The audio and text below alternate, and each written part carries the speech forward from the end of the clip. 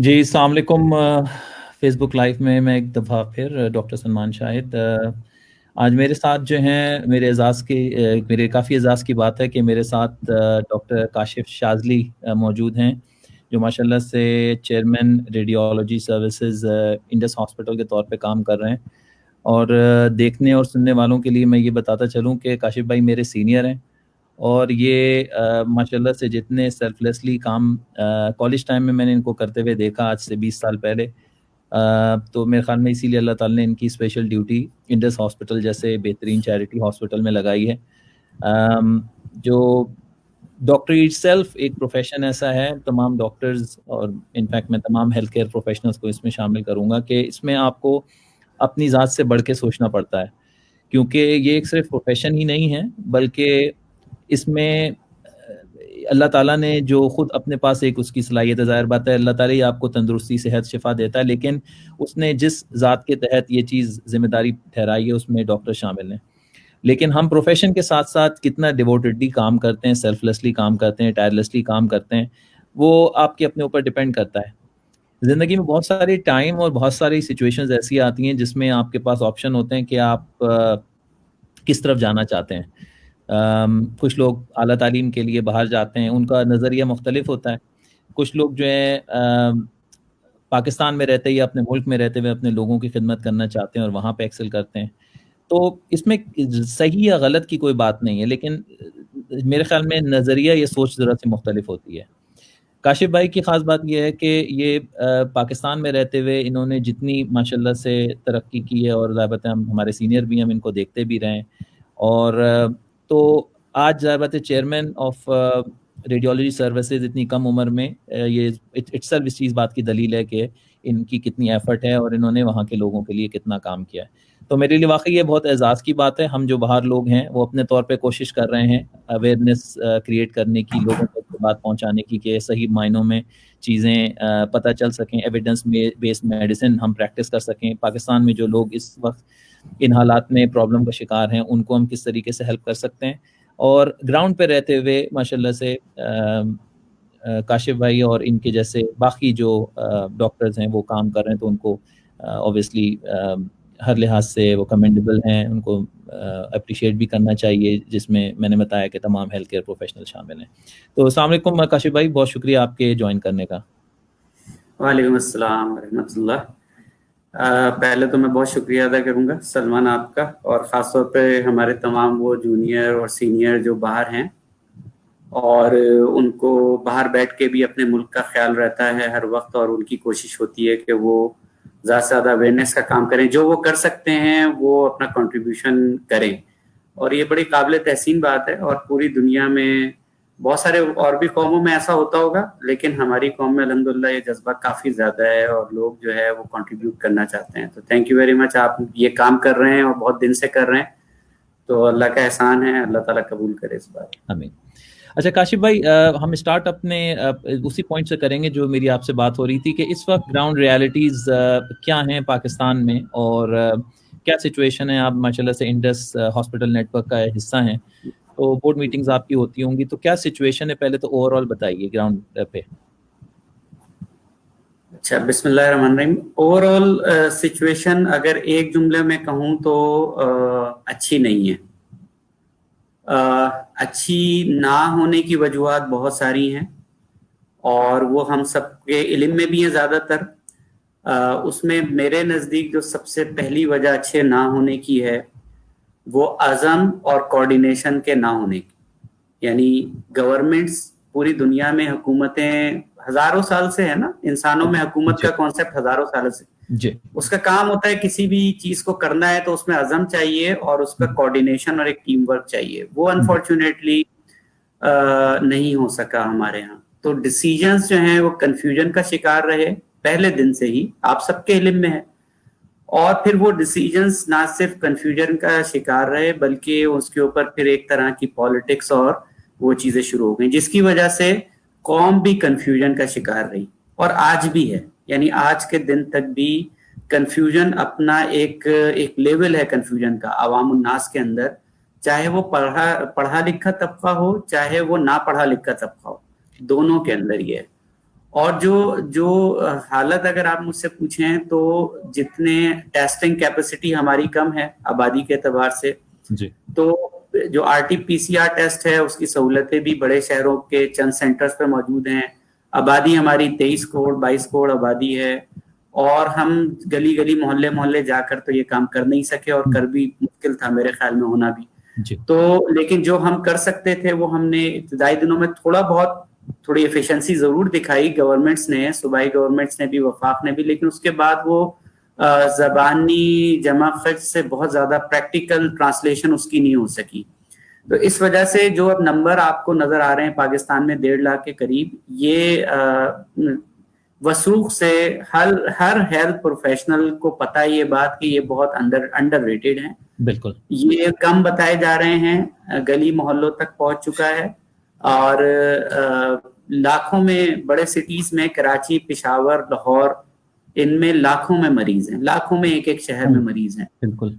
और जो गलत फहमियां हुई हैं, जो कंफ्यूजन हुआ है, और जिसको हम कंट्रोल नहीं कर पाए सरकारी सतह पे भी, और पढ़ा लिखे तबके की सतह पे भी, और जो गैर पढ़ा लिखा तबका था हमारा, जो जिसको तालीम याफ्ता तबका नहीं है, उसमें भी हम उन गलत फहमियों को भी कंट्रोल नहीं कर पाए, जिससे वो जो डिजास्टर है वो तो अपनी जगह मौजूद है, लेकिन वो मल्टीप्लाई हो रहा है। यानी एक पेशेंट जिसको हॉस्पिटल जाना चाहिए, वो खौफ की वजह से, गलत फहमी की वजह से हॉस्पिटल नहीं जा रहा है। एक पेशेंट जिसको जो ट्रीटमेंट मिलनी चाहिए, दूसरे मरीज ने उसकी वो दवाई खरीद रखी है, तो इसको नहीं मिल रही। ऑक्सीजन जिसको चाहिए, वो सिलेंडर, आपको मैं एक छोटी सी एग्जांपल सिर्फ देता हूँ कि इस वक्त कराची जैसे बड़े शहर में ऑक्सीजन सिलेंडर नहीं मिल रहा है। बिल्कुल सही। तो कुछ तो मामलात खराब थे जो कुदरत की तरफ से हम पे आजमाइश आई थी, अल्लाह ताला की तरफ से आजमाइश है, ये हजार साल से आ रही है इस तरह की चीजें। और हर आजमाइश का मतलब ये होता है कि कौम को आगे जाना चाहिए, कौम को उसमें मजबूत कौम बनकर और उसको फेस करने वाली कौम बन के सामने आना चाहिए। लेकिन बदकिस्मती से पूरी दुनिया में अमूमी तौर पर इस मर्तबा बहुत कोई हमें कोऑर्डिनेशन और बहुत कोई यकसुई नजर नहीं आई, लेकिन हमारी कौम में खसूसी तौर पर गलत फहमियां और मिस इन्फॉर्मेशन और कोऑर्डिनेशन की बहुत शदीद कमी नजर आई। अब हो क्या रहा है इस वक्त के शहर जो है वो बीमार हो रहे हैं बड़ी मिकदार में, वो गली मोहल्लों में, और जो कम तालीमी याफ्ता तबका हो, चाहे तालीमी याफ्ता तबका हो, अमीर हो या गरीब हो, अफोर्डिंग हो, नॉन अफोर्डिंग हो, तमाम जगह पर वो कोरोना पहुंच चुका है।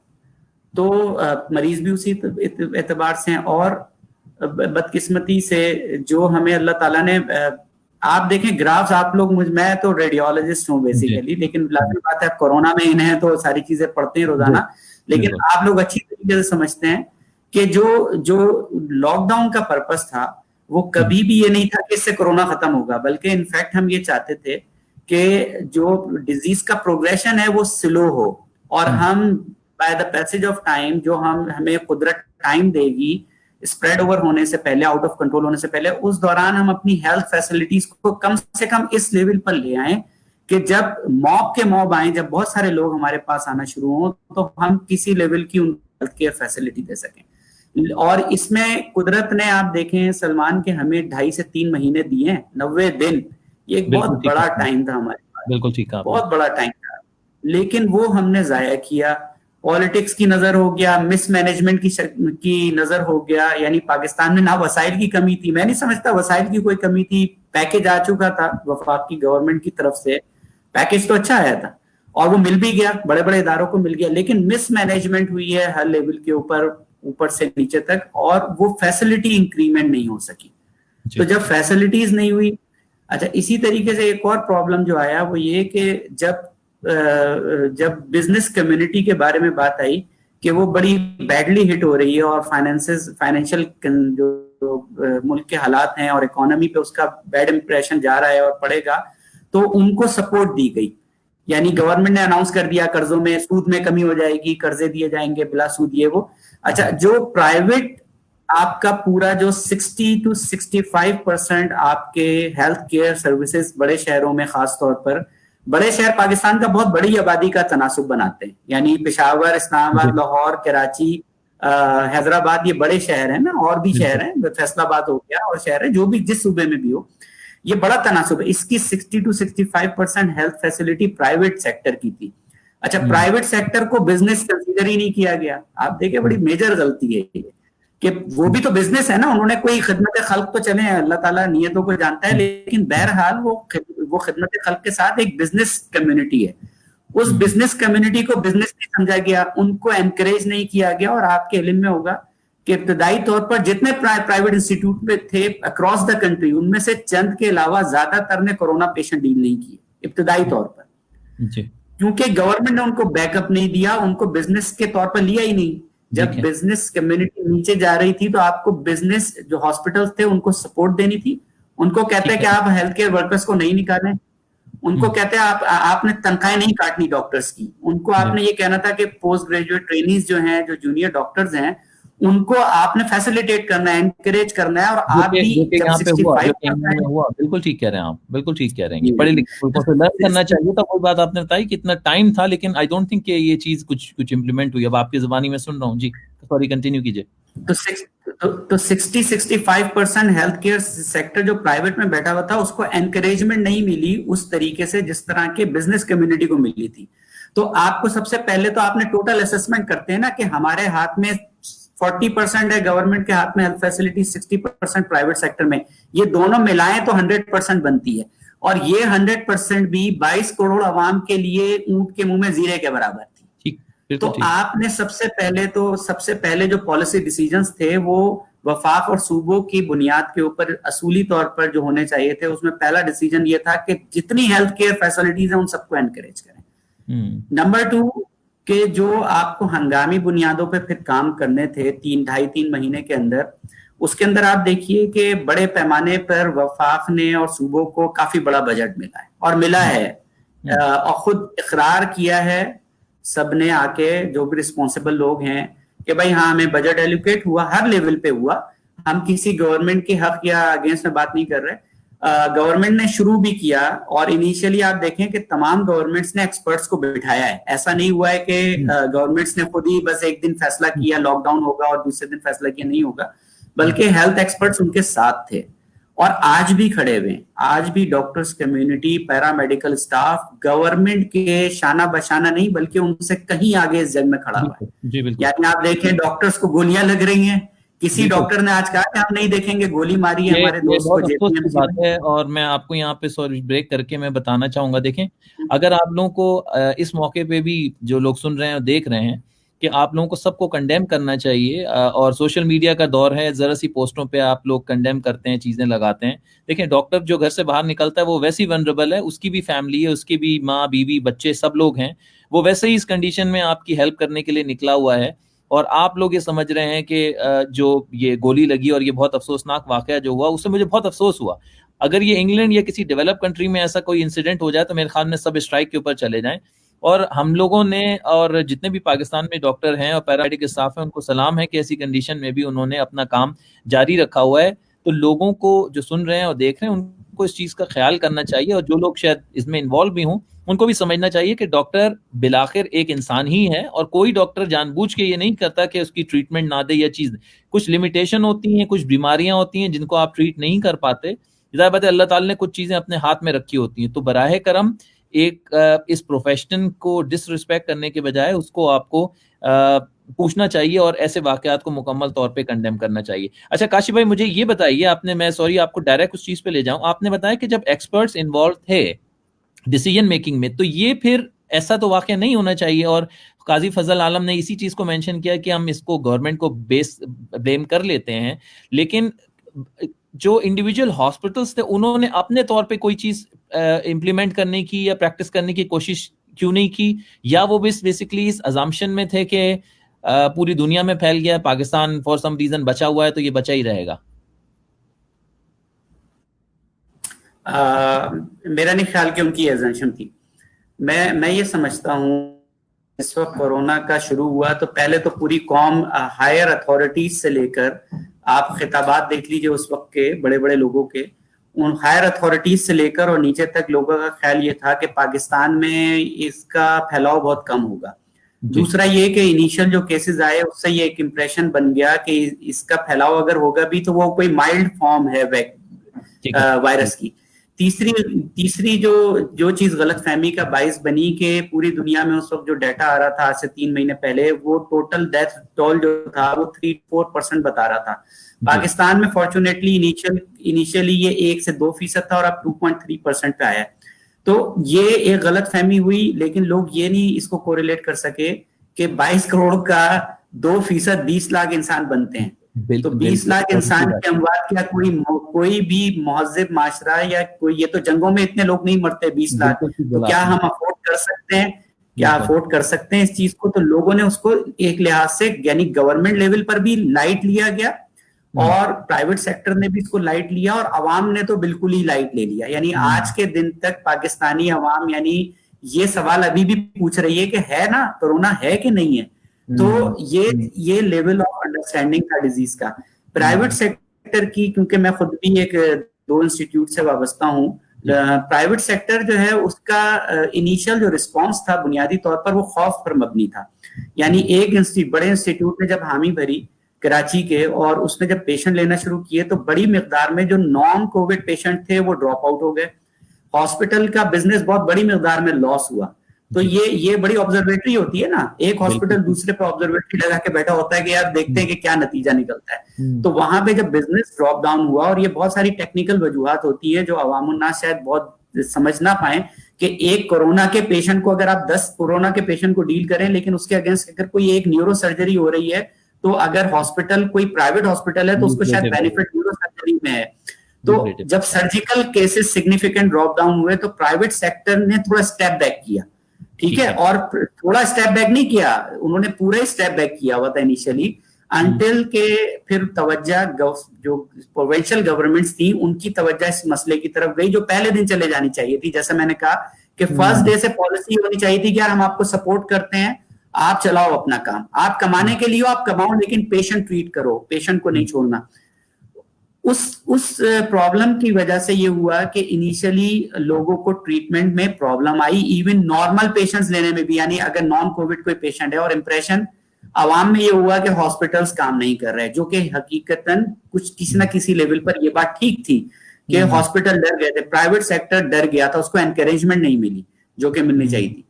तो जो इनिशियल इंप्रेशन था उसकी वजह से डेफिनेटली प्राइवेट हॉस्पिटल्स को फाइनेंशियल लॉसेस भी हुए और पेशेंट्स को भी नुकसान हुआ। यानी लोग पैसे लेके घूमते रहे और उनका इलाज नहीं हुआ, इलाज नहीं हो पाया। बिल्कुल, ये सुनने में आया। अच्छा, मुझे ये बताइए सिचुएशन जो है काशिफ भाई, तो अभी सिचुएशन क्या है, मतलब अब हम किस डायरेक्शन में जा रहे हैं और सोल्यूशन आपके माइंड में क्या है? क्योंकि हम उस तरफ भी आते हैं ताकि हम लोगों को पता चल सके कि क्या करना चाहिए। अभी लास्ट वीक माशाल्लाह से मेरे कुछ कुलीग हैं, दोस्त हैं, ऐसे लोग जो कि पाकिस्तान में हेल्प करना चाह रहे हैं, तकरीबन 25-30 डॉक्टर्स ने, हमने यहाँ से कंसल्टेशंस की, एडवाइस लाइन थी, लीगल फ्रेमवर्क में रहते हुए गवर्नेंस के साथ हमने एक चीज़ को परफॉर्म किया। तकरीबन 600 प्लस हमने कंसल्टेशंस की हैं। तो हमारा ये देखना ये हुआ कि पाकिस्तान में, जिस तरह से आपने बताया, अवामुन नास में जो गाइडलाइंस हैं और जो गाइडेंस है उसकी कमी है। अभी भी कुछ केस आ रहे हैं जिसमें लोग बहुत बेसिक बातें पूछ रहे हैं जो शायद उनका लोकल डॉक्टर या लोकल प्राइमरी केयर सिस्टम नहीं बता पाता उनको, और ये इन्फॉर्मेशन अवेलेबल भी नहीं है गवर्नमेंट वेबसाइट पे या गवर्नमेंट की किसी सपोर्ट लाइन में। तो ऐसी कंडीशन के अंदर तो ऑब्वियसली सिचुएशन मुझे अच्छी नहीं दिखती है, जो कि हमने भी, सारे डॉक्टर्स ने भी ऑब्जर्व किया और हमारी भी पर्सनल यही राय है कि अगर इसको सही तौर पे अभी हैंडल नहीं किया गया तो ये तो बढ़ते बढ़ते जो कि अभी फिगर सामने आई हैं तो काफ़ी कई लाख लोग जो हैं वो खुदा न खास्ता लुक़मा अजल बन सकते हैं। तो सोल्यूशन आपके माइंड में क्या है कि क्या एक्शन इंडिविजुअल बेसिस पे लेने चाहिए और क्या गवर्नमेंट लेवल पर और क्या प्राइवेट इंस्टीट्यूट की लेवल पर जो आप रिकमेंड करना चाहेंगे? जी हाँ, अच्छा, इसके अंदर देखें, इंसानी माशरों में ना पॉलिसी मेकिंग तो बहरहाल गवर्नमेंट का काम होता है। तो असूली तौर पर जो हमें वक्त मिला था उस वक्त के अंदर हमें पॉलिसीज बेहतर करनी चाहिए थी। 2 चीजें तो सबसे पहले जो बहुत डुएबल थी वो अगर सेंट्रल गवर्नमेंट के लेवल पर हो जाती, जो सेंट्रल गवर्नमेंट की जिम्मेदारी थी, तो बहुत बेहतर हो जाता। नंबर 1, कंसेंसस होता हेल्थ पॉलिसी पे। आप 5 वुज़रा आला को बिठाते और आप एक कंसेंसस स्टेटमेंट जारी करते जो नहीं हो सका, जिसकी वजह से कंफ्यूजन, यानी एक सूबे में लॉकडाउन हो रहा है, दूसरे में नहीं हो रहा, तीसरे में पार्शल हो रहा है, और एक अजीब और गरीब किस्म की खिचड़ी पक गई कि अवामुल नास ने सोचा कि पता नहीं कि हमें फायदा भी है इस लॉकडाउन का कि नहीं। नंबर टू, आज आप एक वैसे बात कर रहा हूं, इसको अगर दिल पे ना लें हमारे सामीन, कि अगर कुछ खास इदारों के मुतालिक आज भी सोशल मीडिया पे अगर आप डाल दें कोई गलत बात या उनके खिलाफ लिखें तो आपकी फेसबुक अकाउंट हैक हो जाते हैं, आपको मैसेजेस आ जाएंगे, आपको कॉल्स आ जाएंगी।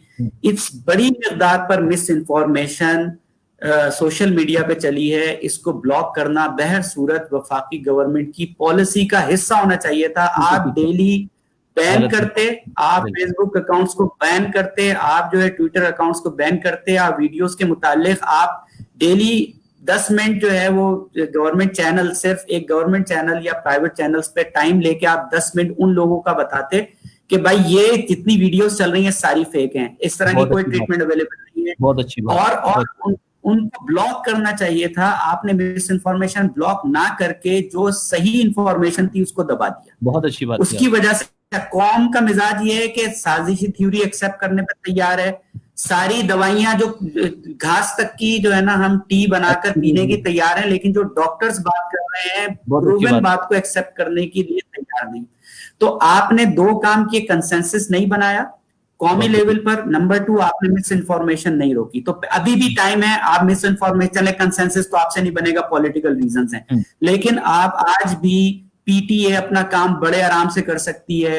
आप यकीन करें, इनके लिए एक दिन का मसला नहीं है। मिस इन्फॉर्मेशन को खत्म करना बहुत कोई बड़ा मसला नहीं है, चाहे पाकिस्तान में नहीं है। बिल्कुल ठीक है। हमारे यहाँ कंज्यूमर राइट्स उस तरह की अवेयरनेस नहीं है कि आप किसी का कुछ बंद करेंगे तो खड़ा हो जाएगा झंडा लेके। ठीक है।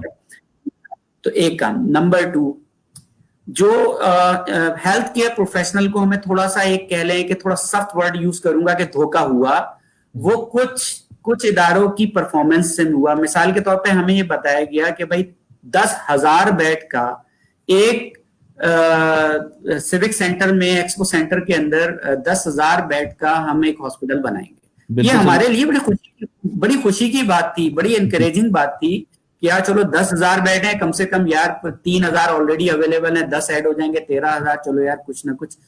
लेकिन अनफॉर्चुनेटली वो एक जो है आइसोलेशन सेंटर के तौर पर सामने आया 3 महीने के बाद, और वहां पे आज के दिन तक भी जो कैपेसिटी है वो 1000 बेड से ज्यादा नहीं है। जो आइसोलेशन है, यानी 1 लीटर ऑक्सीजन पे वो हॉस्पिटल सेटअप पेशेंट एक्सेप्ट करने पे तैयार नहीं है। तो आपको इस वक्त आज के दिन भी नंबर 1 बेड कैपेसिटी आपको बढ़ानी पड़ेगी, ठीक है। और बेड कैपेसिटी में मैं लोगों का सारा इन्हिसार, ज्यादा जोर जितने भी हम सुनते हैं प्रोग्राम और सोशल मीडिया पे भी और इलेक्ट्रॉनिक मीडिया पे, वो वेंटिलेटर पे रहता है। शायद आपके इल्म में अच्छी तरीके से ये बात है कि ऑक्सीजन ज्यादा चाहिए वेंटिलेटर से। बिल्कुल ठीक है। और अब हमारे पास एचडीयू बेड्स की कमी है बुनियादी तौर पर।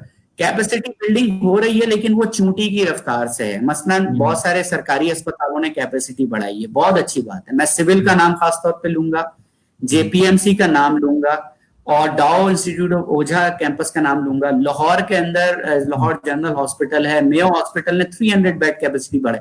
तो बड़े बड़े हॉस्पिटल कैपेसिटी बढ़ा रहे हैं, लेकिन आबादी के तनासुब से तो ये कोई इनकी हैसियत नहीं है। तो आपको बुनियादी तौर पर आज के दिन भी ये फैसला गवर्नमेंट कर ले। अच्छा, एक बात मैं बताता चलूं कि एचडीयू बेड और वेंटिलेटर की इस फैसिलिटी में 1 और 10 का फर्क होता है तकरीबन। बिल्कुल। यानी 1 वेंटिलेटर आप लगाएं, 10 बेड लगाएं, यानी 100 वेंटिलेटर के बजाय आप 1000 बेड आराम से एचडीयू लगा सकते हैं, और 1000 इंसानों में से 900 इंसानों की जान बच जाएगी। वेंट पे तो वो पेशेंट जाता है जो मल्टीपल कॉम्प्लिकेशंस के साथ हो, और अल्टीमेट उसका सोल्यूशन। तो दूसरी बात यह है कि आपको एचडीयू कैपेसिटी आपको बढ़ानी चाहिए। प्राइवेट सेक्टर को एनकरेज करना चाहिए कि भाई जितनी फैसिलिटीज हैं वो सब पेशेंट्स लें। तीसरी बात यह है कि जो आप कराची के लेवल पे मैं बात करता हूँ, कराची में हर डिस्ट्रिक्ट में 200 बेड का एक हॉस्पिटल है, बड़ा शानदार हॉस्पिटल। वो पर्पस बिल्ड बिल्डिंग्स हैं, उसमें डॉक्टर्स हैं, उसके अंदर स्टाफ है। आप जो कॉम्प्लिकेटेड केस है वहां ना लेके जाएं, उसका एक सिस्टम होना चाहिए, हॉटलाइन सिस्टम बनानी चाहिए। गवर्नमेंट ने बनाई है लेकिन बहुत स्लो है वो प्रोसेस। ठीक कह रहे हैं। हॉटलाइन सिस्टम हो जिसपे ये पता हो पेशेंट को कि ठीक है मॉडरेट सिम्टम्स हैं जी, आप मलीर में रहते हैं, आप सऊदाबाद के जो गवर्नमेंट हॉस्पिटल है, सिंध गवर्नमेंट हॉस्पिटल, आप वहां तशरीफ ले जाएं। आपने 2.5 से 3 महीने में क्या करना था उसके साथ, आज भी कर सकते हैं, सोल्यूशन के तौर पे मैं कह रहा हूँ।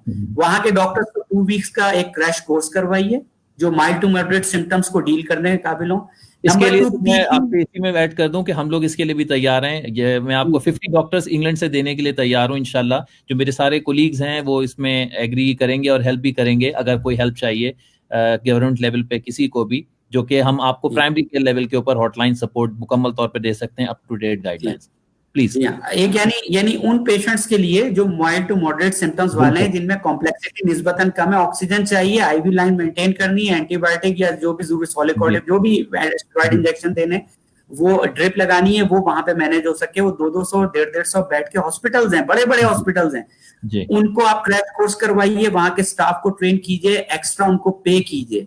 ठीक है, अगर पे नहीं कर सकते, चले मैं पे की बात ही नहीं करता, ये हमारी यहाँ बड़ी मायूस बात समझी जाती है, लेकिन बहरहाल उनको एनकरेजमेंट के लिए उनको एक एक्स्ट्रा बोनस दीजिए और उनको फंक्शनल करें। प्लस अब तीसरे सोल्यूशन, प्लस कराची या लाहौर या पेशावर जैसे बड़े हॉस्पिटल्स में कम से कम 2 बड़ी हेल्थ केयर फैसिलिटीज को टोटल कोविड में कन्वर्ट करें। टोटल कोविड हो, यानी अगर बिलफर्ड जेपीएमसी है या सिविल हॉस्पिटल है या ट्रॉमा सेंटर है या ओझा कैंपस है, इस तरह गवर्नमेंट के जो इख्तियार में है, वो टोटल अगर वहां पे 400 बेड है या 500 बेड है, टोटल आप वहां पेशेंट ना लें, बल्कि वहां के पेशेंट को आप, यानी मिसाल के तौर पर हॉस्पिटल ए और बी, हॉस्पिटल ए में 600 बेड हैं और हॉस्पिटल बी में भी 600 बेड हैं, दोनों 100 कोविड के पेशेंट्स ले रहे हैं, तो मेरी सजेशन ये होगी कि हॉस्पिटल ए को 600 कोविड बेड के तौर पर आप रखें और हॉस्पिटल बी को नॉन कोविड के तौर पर डिक्लेयर करें। जितने पेशेंट आ रहे हैं नॉन कोविड के, ट्रॉमा आ रहा है, इमरजेंसी है, सर्जरीज हैं, कुछ इलेक्टिव प्रोसीजर्स हैं, आप उस हॉस्पिटल में लेके जाएं, और इधर जो कोविड वाला हॉस्पिटल है उसके अंदर आप टोटल कोविड डिक्लेयर कर दें। प्लस अब जब आप ये करने जाएंगे तो डेफिनेटली आपको प्रॉब्लम्स क्या आएंगे कि भाई डॉक्टर्स बहुत सी मर्तबा राजी नहीं है। देखें इस वक्त जो डीमोरलाइजेशन है ना डॉक्टर की और पैरामेडिकल स्टाफ की, वो जिस लेवल की है, उनको एनकरेजमेंट चाहिए, उनको गवर्नमेंट सपोर्ट चाहिए। हमें सलूट नहीं चाहिए यार, हमें सलूट का, अच्छा मुझे तो आज तक किसी ने सलूट नहीं किया, बाय द वे मैं बता दूं, हमें 26 किलोमीटर जाता हूं और 8 से 10 चेक पोस्ट आती हैं। लिटरली एक मौके के ऊपर मेंडस हॉस्पिटल जा रहा था, लॉकडाउन किया गया अचानक रमजान के दिनों में, आपको इल्म में होगा, एंड ऑफ रमजान में एक दिन अचानक लॉकडाउन हुआ, और मैं कहता रहा कि भाई मैं डॉक्टर हूं, मुझे तो जाने दो। उन्होंने कहा नहीं जी बड़ा सख्त लॉकडाउन है, और शाम में फिर जो हुआ सबके दुनिया के सामने था।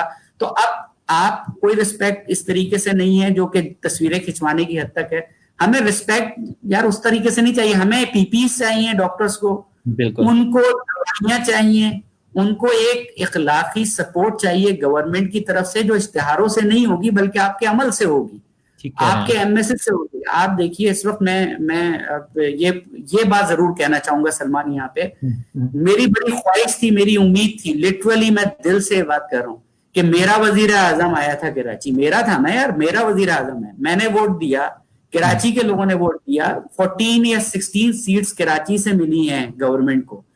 क्या गवर्नमेंट के किसी बड़ी हॉस्पिटल के डॉक्टर्स की इतनी भी हैसियत नहीं थी कि 2 मिनट के लिए वजीर आजम आके सिर्फ हाथ रख जाते सर पे, सिर्फ हाथ रख के जाते कि यार तुम लोग अच्छा काम कर रहे हो, हम यहाँ तुम्हारे साथ खड़े हुए, कुछ करते ना करते। लेकिन अनफॉर्चुनेटली किसी लेवल के ऊपर भी कोई इस वक्त एनकरेजमेंट नहीं है। तो जो सॉल्यूशंस आप देंगे उसमें डॉक्टर्स की एनकरेजमेंट और पैरामेडिकल स्टाफ की एनकरेजमेंट शामिल है हर सतह पे। तो वो जो 600 बेड का अगर हॉस्पिटल आप कोविड अनाउंस करते हैं 500 बेड का, उसके अंदर फिर आप ड्यूटी शिफ्ट भी कर सकते हैं। सिंध गवर्नमेंट के पास बहुत सारे एम्प्लॉइज हैं, पंजाब गवर्नमेंट के पास बहुत सारे एम्प्लॉइज हैं, क्योंकि बहुत सारे हॉस्पिटल्स के अंदर तो कोविड हो नहीं रहा है। तो जिन हॉस्पिटल्स में कोविड हो रहा है वहां पे रोटेशंस पे ड्यूटीज लग सकती हैं, जैसे कि एनएचएस के अंदर हुआ होगा। हमें पता है कि एक गैस्ट्रोएंटरोलॉजिस्ट को भी डाला गया कोविड वार्ड के अंदर और सर्जन। तो आपके पास ह्यूमन रिसोर्स की हम कहते हैं ना, इतनी बड़ी कमी नहीं है पाकिस्तान में। और एक जो चौथा सोल्यूशन है वो ऑनलाइन कंसल्टेशन का है।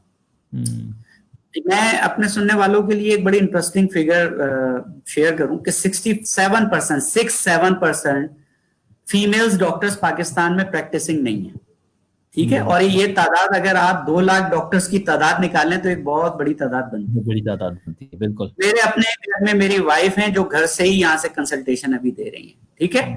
सिंध गवर्नमेंट ने एक छोटा सा सिस्टम जरूर बनाया डाई यूनिवर्सिटी ने, कि उन्होंने 500 फीमेल डॉक्टर्स को इस काम पे लगाया एक पायलट प्रोजेक्ट के तौर पे, कि भाई आप कोरोना के पेशेंट को डेली विजिट करें, यानी फोन पे विजिट करेंगे, उनकी तबीयत पूछेंगे, उनको आप डायरेक्ट करेंगे वगैरह वगैरह सारी चीजें। तो आप ये सोचें, और इट इज वेरी इफेक्टिव। तो आपके यहाँ अगर अगर 100 पेशेंट हैं, 100 में से 90 पेशेंट तो हुए हैं जिनको माइल्ड सिम्टम्स हैं। जी जी, 80-85%, बिल्कुल सही कह रहे हैं आप। उन 90 को हम नहीं चाहते वो हॉस्पिटल में लाजमी विजिट करें और हॉस्पिटल में और मरीजों को भी इन्फेक्ट करने का बाइस बने।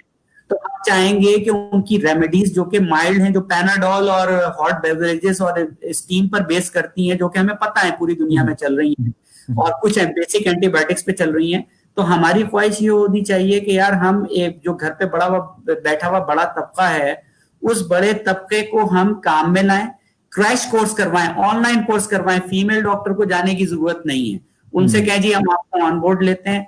आप पर मैं आपको एक छोटा सा हिसाब बताता हूँ, आप 100 रुपए पर कंसल्टेशन भी दे गवर्नमेंट। मैं पैसों की बात नहीं करना चाह रहा, लेकिन मैं एनकरेजमेंट के लिए कह रहा हूँ। 100 रुपए दे और 500 डॉक्टर को ले, तो 100 रुपए को 500 से मल्टीप्लाई करें तो 5 लाख रुपए बनते हैं। 5 लाख बन जाते हैं। 500 डॉक्टर, 500 डॉक्टर्स की बात कर रहा हूँ, 5 लाख रुपए गवर्नमेंट के लिए, जो जहां पे अरबों खरबों रुपए की बात चल रही हो। तो आप सिंपल घर से बैठे हुए कंसल्टेशन ऐसे हजारों लाखों मरीजों की करवा सकते हैं। पूरी दुनिया में काम चल रहा है। इसका भी सिस्टम सूबों की बुनियाद पर और सेंट्रलाइज बन सकता है, और बहुत जल्दी बन सकता है। पाकिस्तान में नादरा जब से काम कर रहा है, जब से पीटीए काम कर रहा है, पाकिस्तान में अल्हम्दुलिल्लाह इन चीजों की जो है ना, ये बिलिंग्स में हो सकती है काम, लिटरली बिलिंग्स में हो सकते हैं। लेकिन आप लोगों ने भी तो बैठ के किया ना, कितने पेशेंट्स को देखा आप लोगों ने? बिल्कुल, हम 100%, मैं तो 90 मोर देन 90%, ऑलमोस्ट 100% रिमोटली हम देख रहे हैं। 100% कंसल्टेंट। मैं बेसिकली वर्चुअल हॉस्पिटल का पार्ट हूं, और बेसिकली अभी आज सुबह ही मीटिंग मैंने कंप्लीट की है, जिसमें 4 हॉस्पिटल्स ये बात कर रहे हैं कि पेशेंट्स को किस तरीके से आउट पेशेंट्स अपॉइंटमेंट सब पेशेंट्स के घर पे बैठ के होंगे। यानी अब हॉस्पिटल अब आप नहीं जाएंगे, तकरीबन वो भी एक्सपेक्ट कर रहे हैं कि ओवर 50% हॉस्पिटल का जो इनफ्लो है वो कम हो जाएगा, और सिर्फ इमरजेंसी के अपॉइंटमेंट भी फोन करके इमरजेंसी के बाद दिए जाएंगे, और जो इलेक्टिव केसेस होंगे, इमरजेंसी ट्रॉमा, वो भी एक खास सिस्टम के तहत जिनको बुलाया जाएगा। तो मैं, देखें, आपने बहुत अच्छी बात की। मैं पहले तो ये आपकी बात को इंडोर्स करूंगा, बहुत सारी चीजें आपकी बहुत माशाल्लाह से वैलिड पॉइंट हैं। और देखें, अब मैं या आप, हम लोग ज़ाहिर बात है, हम लोग डॉक्टर हैं, शुरू में जिस तरह से मैंने इंट्रोडक्शन कराया, किसी पार्टी की या किसी के ऊपर एफिलिएशन नहीं है मेरी, या उस लिहाज से हम नहीं बोल रहे।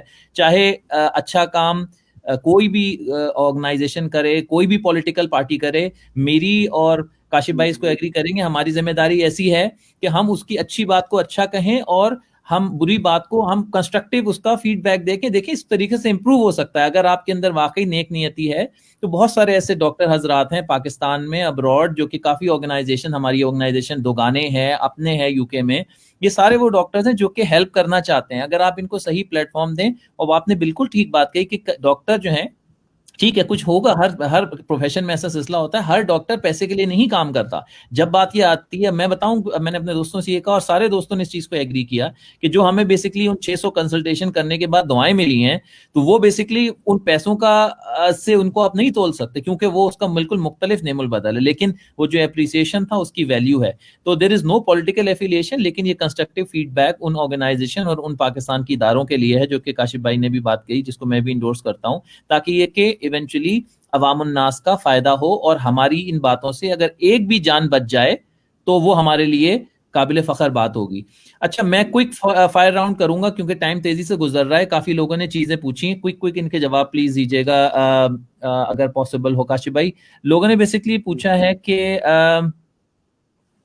इंडस हॉस्पिटल इन चीजों को रेक्टिफाई करने के लिए कोई प्लान बनाया है इंडस हॉस्पिटल की टीम ने, जो आपने भी हाईलाइट की? अच्छा, इंडस हॉस्पिटल ने तो सबसे पहले लब्बैक कहा था, और बहुत ही नेक नियति के साथ कहा, और आजकल तो काफी लोग बुरा भला भी कहते हैं, लाजमी बात है। उसकी हॉस्पिटल जो है वो टोटल 200 बेडेड था, और वो लिमिटेड कैपेसिटी थी। उसके अंदर उन्होंने ये भी बात समझना जरूरी है कि पूरा हॉस्पिटल एकदम से कोविड नहीं कन्वर्ट हो सकता था। जो पेशेंट चल रहे थे कई महीनों से जिनका इलाज चल रहा था, उनको आप एक दिन में नहीं, हाँ, उनको आप नहीं कह सकते कि यार आप चले जाएं। तो डेडिकेटेड बेड्स जो थे वो पहले 46 हुए, अब 65 के करीब बेड्स हैं जो डेडिकेट किए गए आउट ऑफ 200, यानी 1/3 कैपेसिटी से ज्यादा बेड कैपेसिटी कोविड के लिए मख्तस हो गई, और जरूरत पड़ेगी तो इससे ज्यादा भी शायद जो है वो आगे बढ़ते चले जाएं। तो इंडस में प्राइवेट हॉस्पिटल है, लोग ये भी समझें कि Indus is a private organization, वो चैरिटी बेस्ड जरूर है, वहां पे पेशेंट से कोई पैसे नहीं लिए जाते, 1 रुपया भी, कहीं कैश काउंटर ही नहीं है तो पैसे कहां देंगे। तो लेकिन उसकी एक कैपेसिटी है, लोगों को ये समझने की जरूरत है कि इंडस हॉस्पिटल हुकूमत नहीं है, वो हुकूमती इदारा नहीं है, उसकी एक कैपेसिटी है और उस कैपेसिटी के अंदर वो बहुत कोशिश कर रहा है। मैं आज की फिगर बताता हूं कि एवरेज इस महीने 375 to 420 patient per day Indus की ईआर को विजिट कर रहे हैं। इसको आप 24 घंटे पे मल्टीप्लाई करके और आप अंदाजा कर सकते हैं कि एक ईआर जिसकी कैपेसिटी 25 बेड की है उसमें 450, 400, 425 पेशेंट डेली विजिट कर रहे हैं। तो वो तो फिर आप बैनर लगाना पड़ता है भाई आप कहीं और दिखा दें। तो ये बहरहाल गवर्नमेंट की जिम्मेदारी है, कोई एक हॉस्पिटल इसको कवर नहीं कर पाएगा। ऑल्दो के इंडस कंटिन्यूअस अपनी कैपेसिटी बिल्ड कर रहा है और उसके लिए भी जो पापड़ बेलने पड़ रहे हैं, बहुत सारी टेक्निकल इश्यूज, आपको पता है कि इतना आसान नहीं है कोविड वार्ड बनाना। बिल्कुल, बहुत टेक्निकल इशू है। अच्छा, मुझे एक और ये चीज बताइए काशिफ भाई कि जो आजकल गलत ट्रीटमेंट्स की आपने शुरू में बात की, जो आपने बताया उसको बैन भी होना चाहिए पोस्टों पे, मैं इस पे एग्री करता हूँ, क्योंकि काफी सारे हम लोगों ने जब कंसल्टेशंस की तो हमने देखा कि एक कॉकटेल ऑफ मेडिकेशन है जो कि चल रही है, जिसके अंदर मेरे ख्याल में 2-3 एंटीबायोटिक हैं, फिर जो ट्रायल्स में और रिसर्च में पूरी दुनिया में मेडिकेशन है वो भी लगी हुई है। पूरे पाकिस्तान को लगा दिया है प्लाज्मा जमा करने में, कि लोग समझ रहे हैं कि ये प्लाज्मा ही बेसिकली एक आबे हयात का काम करेगा। तो लोगों को गलत इंफॉर्मेशन देने के लिए कोई न्यूट्रलाइजेशन फैक्टर नहीं है और कोई मीडियम मौजूद नहीं है। इसी प्रोग्राम के तहत मैं लोगों को बता दूं, देखें जी, प्लाज्मा है, प्लाज्मा बेसिकली आपकी आईसीयू स्टे को 3 से 4 दिन कम करता है, वो ट्रीटमेंट नहीं है। उसको गलत अंदाज से ना लें कि आपको प्लाज्मा लग जाएगा तो आप ठीक हो जाएंगे, वो तो अल्लाह ताला जान बचाने वाला है और डॉक्टर अपनी कोशिश करता है। उस सिलसिले में आप इतने परेशान भी ना हो और डॉक्टर भी बेसिकली उसको सही तौर पे लोगों को समझाने के बाद रिकमेंड करें। डेक्सामीथासोन अभी आई है, कल जो पोस्ट लगी और जिस तरीके से उसको प्रमोट किया गया, मुझे बहुत अफसोस है और मैं समझ रहा हूँ कि अब फिर पाकिस्तान में अब इसकी भी शॉर्टेज हो जाएगी और वो उन 10 मेडिकेशन के बाद 11वीं मेडिकेशन ऐड हो जाएगी। तो बराए मेहरबानी जो लोग देख रहे हैं, प्लीज, डेक्सामीथासोन एक अमीनो सप्रेसिव स्टेरॉइड मेडिकेशन है, सिर्फ और सिर्फ आईसीयू में जो पेशेंट एडमिट होते हैं और वो उनका एक खास स्टेज पर होते हैं, जो ऑक्सीजन पे होंगे, सिर्फ उनके लिए ये रिकमेंडेड ट्रीटमेंट है, ये अवाम के लिए नहीं है। जिस तरीके से काशिफ भाई ने बताया कि जो लिस्ट चल रही है, मुझे डर है कि ये कोई पोस्ट बन जाएगी और वो पोस्ट जो है वो पूरे पाकिस्तान में फॉरवर्ड होती चली जाएगी फेसबुक में और सोशल मीडिया के ऊपर, तो इसको यूज नहीं करना चाहिए। अच्छा, यहाँ पे आप जो डॉक्टर बाहर हैं या कोई आप डॉक्टर फ्रेटर्निटी के लिए कोई चीज आप कहना चाहेंगे, ये बताना चाहेंगे काशिफ भाई, हम किस लिहाज से हेल्प कर सकते हैं, और कुछ फाइनल वर्ड्स के, अब इसको अगर हम रिकैप करना शुरू करें नेक्स्ट 5 मिनट्स में चीजों को। अच्छा, पहली बात तो ये कि जो आपकी सपोर्ट जारी है उसको आप जरूर आप कंटिन्यू रखें इसको। दूसरी बात यह है कि बैरून मुल्क मुकीम पाकिस्तानियों का बहर सूरत एक गवर्नमेंट पे अपना इंप्रेशन है और एक प्रेशर भी है। तो वो तमाम जराए जो आप लोग यूज कर सकते हो, चाहे वो पॉलिटिकल हो चाहे वो नॉन पॉलिटिकल हो, वो इस बात पर सर्व करें कि भाई गवर्नमेंट अपना काम करे, जो उसके करने का काम है ना, गवर्नमेंट वो काम करे, चाहे वो सूबाई गवर्नमेंट हो चाहे वो वफाकी गवर्नमेंट हो, ये करने का काम गवर्नमेंट का ही है। देखें एनजीओ सेक्टर कितना ही कर ले, मैंने खुद पीपीईस जाके बांटे, मैं रेडियोलॉजी सोसाइटी ऑफ पाकिस्तान और across the Pakistan radiology society ने रेडियोलॉजी डिपार्टमेंट में पीपी भेजे, कराची में बेशुमार एनजीओस ने काम किया, लेकिन एनजीओस हुकूमत का नेमुल बदल कभी भी नहीं हो सकती। लिहाजा अगर आप पीपीज नहीं देंगे, अगर गवर्नमेंट जो है वो अपनी हेल्थ पॉलिसीज फौरी तौर पर बेहतर नहीं बनाएगी और आवाम को एजुकेट नहीं करेंगे, आप देखें इश्तिहार आने शुरू हुए हैं।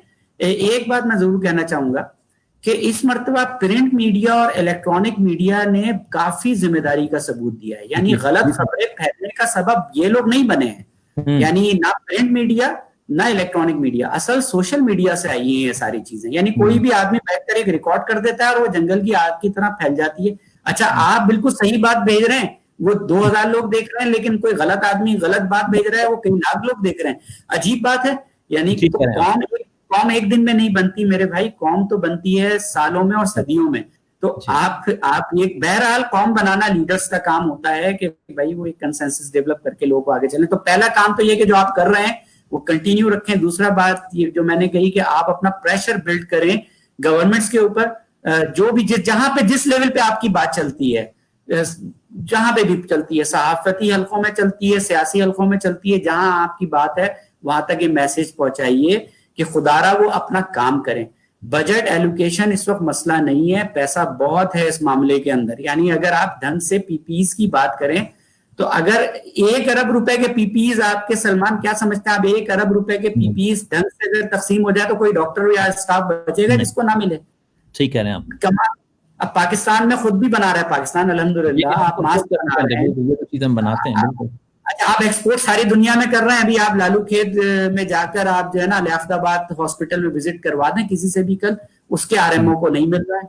तो मकसद ये है कि जिनको मिलना चाहिए उनको मिले। तो दूसरा काम मैंने आपके लिए ये बताया, और तीसरा काम ये मैंने आपके लिए कि जो आपका जो कंसल्टेशन वाली बात है कि ऑनलाइन कंसल्टेशन, ये कंसल्टेशन जिस बड़े पैमाने पर मुमकिन हो, ठीक है ना, वो करें, वो जरूर करें। यानी जैसा कि ग्रुप के जरिए किया, या बहुत सारे और ऑनलाइन भी जो हेल्थ रिसोर्सेज एंड नेटवर्क्स हैं उनसे भी आप अपना टाइम उनको दीजिए और उनको भी अपने आइडियाज दीजिए, ताकि ये चीज ज्यादा से ज्यादा लोग जो है सिर्फ सहूलत जो है। और चौथी चीज और आखिरी चीज मैं ये कहूंगा जो आप लोगों के करने की है कि जो कोरोना से आप आज शुरू करेंगे, तो शायद जो ऑलरेडी करते भी हैं, कि जो भी हमारा डॉक्टर बाहर बैठा हुआ है या किसी भी शोबे से, खासतौर पर डॉक्टर, वो फ्यूचर के लिए अब आज से आप काम करें और राहें हमवार करें ट्रेनिंग एजुकेशन की। जब तक कि ये काम नहीं, कोरोना तो चले ही जाएगा, कितने लोगों को शहीद करके जाएगा हमें नहीं पता, लेकिन बीमारियां तो रहेंगी ना। कोरोना तो एक बीमारी है, लाखों बीमारियां। तो हम आपका जो कंट्रीब्यूशन ये होगा कि हेल्थ केयर सिस्टम को बेहतर करने के लिए ट्रेनिंग ऑप्शंस और वहां पे अपॉर्चुनिटीज। देखें, हमारा डॉक्टर जाके वहां पे बैठ जाता है, अगर बहुत अच्छी बात है, उसकी मर्जी है, लेकिन ये ऑप्शंस पूरी दुनिया में होते हैं कि वहां जाइए, सीखिए और वापस आ जाइए। तो आप चौथा काम जिसको कहते हैं लॉबी करना, ये पूरी दुनिया में लॉबिंग होती है, और ये लॉबिंग बड़ी जरूरी है कि यहाँ का डॉक्टर जाए, सीखे और वापस आए और फिर इस सिस्टम को सर्व करने की कोशिश करे। तो कैपेसिटी बिल्डिंग में बहरहाल आप लोगों का रोल बहुत अहम होगा। ठीक है, थैंक यू वेरी मच, बहुत शुक्रिया। फाइनल वर्ड्स लोगों के लिए, आवाम के लिए, वो भी आप प्लीज कुछ कह दीजिए, ताकि ये कि हम इसको जो सुन रहे हैं लोग, उनको क्या करना चाहिए करंट सिचुएशन में, being the clinician on ground. Salman, इसमें ना सिर्फ 3 चीजें थी, सिर्फ 3 चीजें। पहले दिन कोरोना जब आया ना फर्स्ट केस, और आज के दिन हम जून में बैठे हैं 18 तारीख को, सिर्फ 3 चीजें थी। पहली चीज हैंड हाइजीन, सुन्नत रसूल, सवाब का सवाब। मुसलमान के लिए तो वैसे आसान है ये सारी काम करना, कोई मुश्किल ही नहीं था। हमें तो हाथ धोने का कहा गया, 5 वक्त वजू वैसे ही। Hand hygiene. Number 2 face mask. Face mask कपड़े का ही चाहे क्यों ना हो, 3 प्लाई का फेस मास्क। मैं खुद भी एक डिजाइन करवा रहा हूँ, कल भी एक डिजाइन करवाया। हमने एक कोशिश की है कि मास्क प्रोडक्शन में लाखों की तादाद में मास्क जो रीयूजेबल और वॉशेबल हो, वो बनवा के कम से कम 60-70% प्रोडक्शन तो उससे हो ही जाती है। Face mask. और नंबर 3, थोड़े से फासले पे खड़े हो जाएं, 3 से 4 फीट मैक्सिमम, मतलब बेहतर तो है 6 फीट, लेकिन 3 से 4 फीट का फासला भी।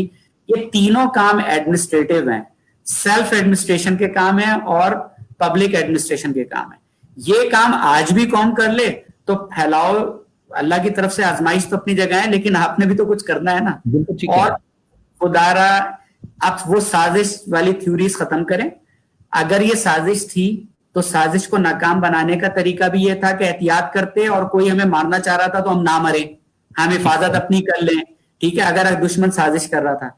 अगर ये आजमाइश थी तो जब भी कुदरत आपसे यही डिमांड करती है कि भाई आप सब्र करें, आप आजमाइश में सब्र करें। और आजमाइश में सब्र का मतलब ये नहीं होता कि आप सिर्फ अफसोस करते रहें, बल्कि सब्र का मतलब ये होता है कि भाई आप एहतियात करें, टोटल प्रिकॉशंस लें, दवाई लें, दुआ करें, अल्लाह पे तवक्कल करें, ये तमाम चीजें सबर में आएंगी। ये कैसा सबर के करना कुछ नहीं है और अल्लाह पे तवक्कुल किए बैठे हुए, यानी ना रसूल सल्लल्लाहु अलैहि वसल्लम की जिंदगी में हमें ये कुछ मिलता है।